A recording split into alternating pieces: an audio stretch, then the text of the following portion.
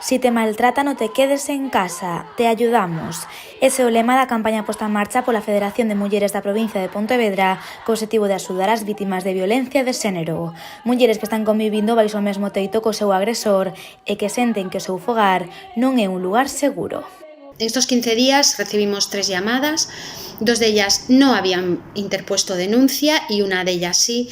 Y lo que hacemos básicamente que es hacer de mediadores para que estas mujeres que nos llegan, que llegan a nosotros pidiéndonos ayuda, pues que podamos derivarlas a los servicios que sabemos que están ahora mismo en marcha y que continúan en vigor.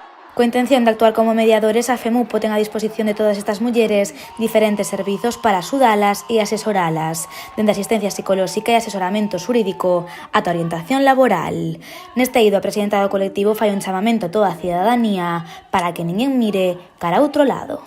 Lo que sí que es fundamental es que si lo escuchamos a nuestro lado, si oímos gritos, si oímos que se rompen cosas, que sepamos que podemos llamar, que hay un teléfono totalmente gratuito y que sería una denuncia totalmente anónima. Nosotros animamos a que denunciéis, animamos a que no miréis para otro lado, os animamos a que sepáis que hay un amparo a todos los niveles y que por supuesto hay recursos.